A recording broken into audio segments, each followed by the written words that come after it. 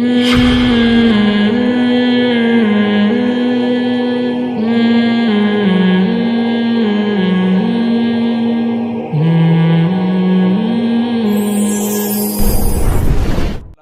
اللہ صلی اللہ علیہ وسلم کے سچے پیغمبر ہونے کے دلائل دے رہے ہیں اس صورت میں اور بہت ساری صورتوں میں۔ آپ کہیں گے کہ اللہ تعالیٰ ایک ہی بات کو ریپیٹ کرتے جا رہے ہیں بار بار کہ یہ محمد صلی اللہ علیہ وسلم جو کلام لے کر آئے یہ گڑھا ہوا کلام نہیں ہے، یہ جبریل اللہ کا کلام لے کے نبی کے پاس آئے ہیں، پھر نبی اس کو لوگوں کے سامنے پیش کر رہے ہیں، ویڈیو نہیں بنائے، ٹھیک ہے، ویڈیو تو نہیں بنا رہے، پھر صحیح ہے، تو نبی صلی اللہ علیہ وسلم لوگوں کے سامنے اس کو پیش کر رہے ہیں۔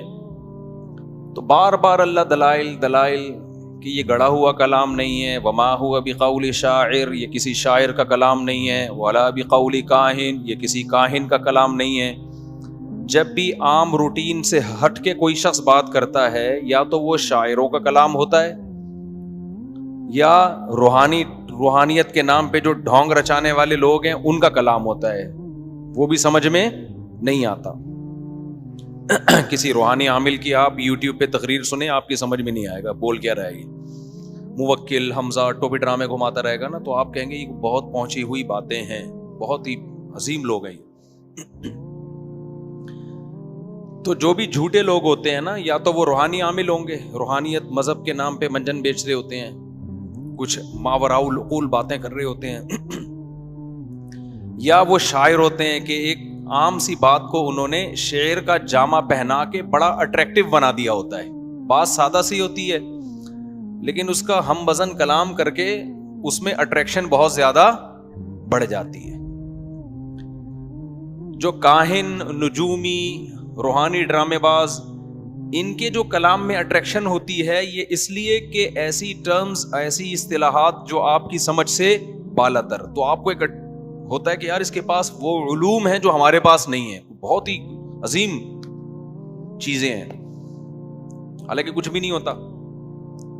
شاعر کیا کر رہا ہوتا ہے، سادہ سی بات ہوگی لیکن اس کو شعر میں ڈھال کے ایسے پیش کرے گا کہ مزہ آ جائے گا کہ یار یہی بات ایسے انداز سے کہہ دی ہے اس نے کہ حدیث میں بھی آتا ہے ان من البیان لسحرا وان من الشعر لحکما او کما قال صلی اللہ علیہ وسلم۔ بعض شعروں میں بڑی حکمت ہوتی ہے اور بعض بیان بڑے جادوئی اثر کرتے ہیں۔ آپ کو لوگ کو آواز صاف آ رہی ہے؟ بالکل گونج گونج تو نہیں رہی؟ نہیں آ رہی نا؟ صاف کلیئر آ رہی ہے؟ تو اب جو شاعر کا کلام ہے، پہلے اس نے مس کہا، پھر تک کہا، پھر بل کہا، اس طرح ظالم نے مستقبل کے ٹکڑے کر دیے۔ دیکھو کیسے مزہ آیا نا۔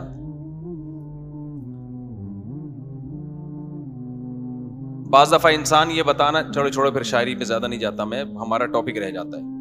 تو قرآن سمجھا رہا ہے کہ دیکھو محمد صلی اللہ علیہ وسلم اگر جھوٹے ہوتے معاذ اللہ، تو یہ جو انہوں نے الحمد سے لے کے والناس تک کلام پیش کیا، اس میں اٹریکشن تو تم مانتے ہو کہ بڑی اٹریکشن ہے، چھپ چھپ کے بھی کفار سنا کرتے تھے، اس میں اتنی اٹریکشن ہے کہ ایک مرتبہ اعلان ہوا کہ شراب چھوڑ دو، پورے مدینہ نے شراب چھوڑ دی۔ یہ تو یونائٹڈ نیشن کے کسی لا میں ایسی اٹریکشن نہیں ہے۔ یونائٹڈ نیشن کوئی فیصلہ سنا دینا، اس میں اتنی اٹریکشن نہیں ہے کہ اتنی مشکل چیز جو صدیوں سے پیتے آ رہے ہوں اور باڈی اس کی عادی ہو گئی ہو اور سب شراب کے مٹکے توڑ دیں۔ آج یونائٹڈ نیشن ایک لا پاس کر دے کہ کل سے شراب انلیگل ہے، کسی کا باپ بھی نہیں چھوڑے گا، جاؤ بڑے، یہی ہوگا نا؟ نہیں ہے بھائی۔ آج اعلان ہو جائے کہ زنا کیا ہے، امریکہ اعلان کر دے، بڑی بڑی طاقتیں اعلان کر دیں کہ بھائی یونائٹڈ نیشن سے ایک لا پاس ہو جائے کہ زنا اب کیا ہے، پوری دنیا میں انلیگل، کوئی زانی سے آپ توبہ کروا کے دکھا دو، کوئی بھی نہیں چھوڑے گا، ٹھیک ہے نا؟ چھپ چھپ کے کرنا شروع کر دیں گے اور 20 راستے نکال لیں گے۔ تو لیکن محمد صلی اللہ علیہ وسلم نے اعلان کر دیا، قرآن نازل ہوا، لا تقربوا الزنا، زنا کے قریب بھی مت جاؤ، انہ کان فاحشہ وساء سبیلا، بہت برا راستہ ہے۔ لوگوں نے کیا کیا؟ زنا سے توبہ کر لی، اور ایسے ایسے قربانی کے واقعات ہیں، زنا سے کیسے کیسے اپنے آپ کو بچایا۔ تو عرب یہ تو مانتے تھے کہ اس کلام میں اٹریکشن بہت ہے۔ اب قرآن کہہ رہا ہے کہ دیکھو اٹریکشن یا تو شاعری کی وجہ سے ہوتی ہے، یا کوئی نجومی کاہن ایسی چیز لا رہے ہوتے ہیں اس کی وجہ سے ہوتی ہے۔ اچھا شاعری میں کیا ہوتا ہے؟ مبالغہ آ رہی، ذرا سی بات کا رائی کا پہاڑ بنا دینا۔ تو محمد صلی اللہ علیہ وسلم نہ تو شاعر ہیں، کبھی انہوں نے شعر نہیں کہا، 40 سال تمہارے درمیان رہے، نہ انہوں نے زبان سے کبھی شعر کوئی ایجاد کیا ہو۔ کسی کا شعر پڑھ کے سنا دیا تو ایک الگ بات ہے، اور پھر یہ قرآن بھی شاعری والا کلام نہیں ہے، اس کے قافیے ملتے تو ہیں لیکن وزن نہیں ملتے اس کے آپس میں۔ دیکھو الحمدللہ رب العالمین الرحمن الرحیم، آخر میں کلام میں میچنگ تو ہو رہی ہے لیکن شاعری والی میچنگ نہیں، اور اس کو شعر نہیں کہہ سکتے اس آیت کو ہم۔ تو قرآن کہہ رہی ہے یہ کلام بھی شعر نہیں ہے، اور محمد صلی اللہ علیہ وسلم بھی شاعر نہیں ہے۔ وما علمناہ الشعر وما ينبغی لہ، ہم نے محمد صلی اللہ علیہ وسلم کو شعر و شاعری نہیں سکھائی، اور یہ محمد صلی اللہ علیہ وسلم کی شان کے مطابق بھی نہیں ہے کہ آپ شاعر ہوں۔ یہاں سے ایک اور مسئلہ حل ہو گیا، ٹیکنیکل پوائنٹ نوٹ کر لیں اس کو۔ بعض چیزیں جائز ہوتی ہیں لیکن اپر لیول کے لوگوں پہ وہ سوٹ نہیں کرتی۔ اس کی مثال ایسے ہے، لوگ مجھ سے پوچھتے ہیں کہ جی پرینکر بننا کیسا ہے، میں اپنا ایک پرینک کا چینل کھولنا چاہتا ہوں، کہتا ہوں کہ جائز ہے، اگر جائز ہنسی مذاق ہے تو جائز ہے، لیکن میں پوچھتا ہوں آپ کی کوالیفیکیشن کیا ہے؟ پڑھا لکھا آدمی ہوتا ہے تو میں کہتا ہوں یار جائز ہے مگر آپ پہ سوٹ، آپ کوئی دوسرا کوئی تعمیری کام، آپ ڈاکٹر ہو، آپ کوئی ہسپتال کھولو، سمجھتے ہو؟ آپ کوئی سائنٹسٹ ہو تو آپ پیسہ کمانے کا وہ طریقے اختیار کرو جو آپ پہ آپ کے اسٹینڈرڈ کا ہو۔ اسی طرح علماء کے لیے کوئی عالم ہو، مفتی ہو، وہ اگر پرینک کا یا کوئی مزاحیہ چینل کھول لے، جائز ناجائز کی بات نہیں ہے، یہ آپ کے اسٹینڈرڈ سے نیچے کی چیزیں۔ تو ہر جائز کام ہر ایک کے کرنے کا نہیں ہوتا، سمجھتے ہو کہ نہیں سمجھتے؟ کامیڈی، اب کامیڈی کبھی کبھار بیچ میں ہو جائے ٹھیک ہے، کامیڈین بننا یہ کیا ہے؟ یہ جو میچور لوگ ہیں نا ان پہ یہ چیز سوٹ نہیں کرتی، سمجھتے ہو کہ نہیں سمجھتے ہو؟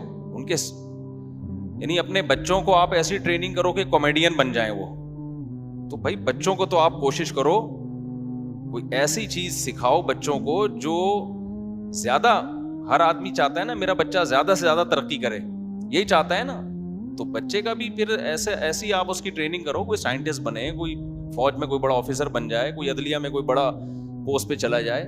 تو ہر جائز کام ہر ایک پہ سوٹ نہیں کرتا، جائز ہے، کسی کا توہین بھی جائز نہیں، کوئی کامیڈین ہو یا پرینکر ہو تو توہین کی میں بات نہیں کر رہا، لیکن اس آیت سے ہمیں پتہ چلتا ہے۔ اسی طرح شعر و شاعری میں بہت زیادہ دلچسپی لینا، یہ پیغمبر کے لیے پیغمبر پر یہ چیز سوٹ نہیں کرتی قرآن کے مطابق، کیونکہ شاعروں کی طبیعت میں مبالغہ آرائی بہت ہوتی ہے، رائی کا پہاڑ بنا کے پیش کرنا۔ تو پیغمبر حقائق بیان کرتے ہیں، پیغمبروں کا کام کیا ہے؟ ایسے موٹیویشن کرنا جو گراؤنڈ ریئلٹی سے میچ کر رہی ہو، اس لیے پیغمبروں کے لیے اللہ نے شاعری کو پسند نہیں کیا۔ حالانکہ پیغمبر صلی اللہ علیہ وسلم نے شاعروں کے کلام کو سنا ہے مگر خود شاعری نہیں کی ہے، شعر و شاعری کی آپ صلی اللہ علیہ وسلم نے تعریف بھی کی ہے مگر خود آپ صلی اللہ علیہ وسلم شاعر نہیں تھے۔ ہمارے حضرت مفتی رشید احمد صاحب رحمہ اللہ تعالی شعر بھی کہتے تھے، پھر اللہ کی محبت میں بہت شاعری کرتے تھے حضرت، تو پھر حضرت نے اس میں زیادہ ٹائم گزارنا شروع کر دیا، تو حضرت کو خواب آیا۔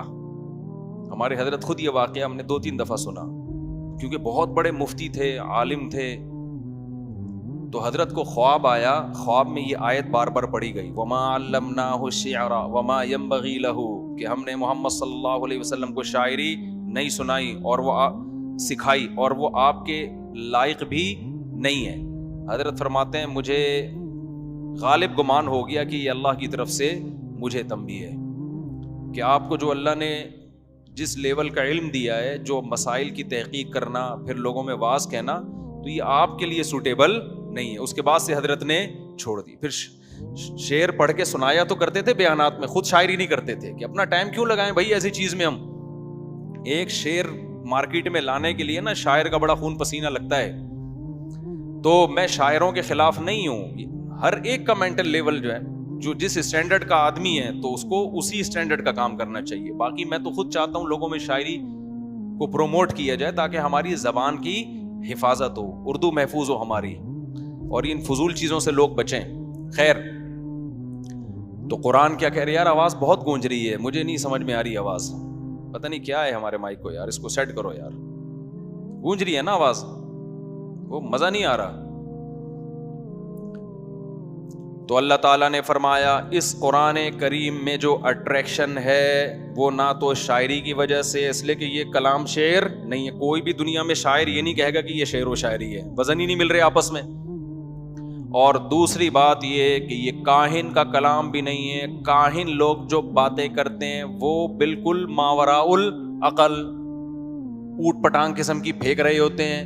اور محمد صلی اللہ علیہ وسلم کے کلام میں بھی شاعروں والی بات نہیں اور کاہنوں والی بات نہیں, اور آپ کی جو شخصیت ہے اس میں بھی شاعری والی, شاعروں والے علامتیں نہیں ہیں, اور کاہنوں والی علامتیں بھی اس میں نہیں ہیں. شاعروں کی علامتیں کیا ہوتی ہیں؟ قرآن کہتا ہے وَالشُّعَرَاءُ يَتَّبِعُهُمُ الْغَاوُونَ, شاعروں کے پیچھے عام طور پہ وہ لوگ چلتے ہیں جو خود سیدھے راستے پہ نہیں چل رہے ہوتے. عام طور پہ قاعدہ کلیہ نہیں ہے. جبکہ محمد صلی اللہ علیہ وسلم کے پیچھے کون لوگ چل رہے ہیں؟ ابو بکر, عمر, عثمان, علی ابن مسعود, معاذ ابن جبل, سلمان فارسی, ابو ہریرہ, حضرت عائشہ, یہ سارے قوم کے ذہین ترین لوگ تھے. اس سے بھی پتہ چلتا ہے یہ آیت بھی صحابہ کی فضیلت میں بڑی زبردست ہے. قرآن کہہ رہا ہے شاعروں کو فالو کرنے والے کون ہوتے ہیں؟ بیکار قسم کے لوگ. جبکہ محمد صلی اللہ علیہ وسلم کو بیکار لوگ فالو نہیں کر رہے. میں بار بار کہتا ہوں, یہ میرے لوگ کلپ کیوں کر کے کٹ کر کے چلا دیتے ہیں, شاعروں کو بیکار لوگ فالو کرتے ہیں, تو سارے شاعر اس میں داخل نہیں. عام طور پر مبالغہ آرائیاں ہی ہو رہی ہوتی ہیں. جبکہ محمد صلی اللہ علیہ وسلم کو قرآن کہہ رہے جو فالو کر رہے ہیں وہ غاوون نہیں ہے. غاوون کہتے ہیں گمراہ لوگ, سیدھی بات نہ کرنے والے, مبالغہ آرائیاں کرنے والے. اس سے بھی پتہ چلتا ہے کہ قرآن محمد صلی اللہ علیہ وسلم کی نبوت کی دلیل میں یہ بات پیش کر رہا ہے کہ آپ کو فالو کرنے والے لوگ کیا ہیں؟ وہ ذہین لوگ ہیں.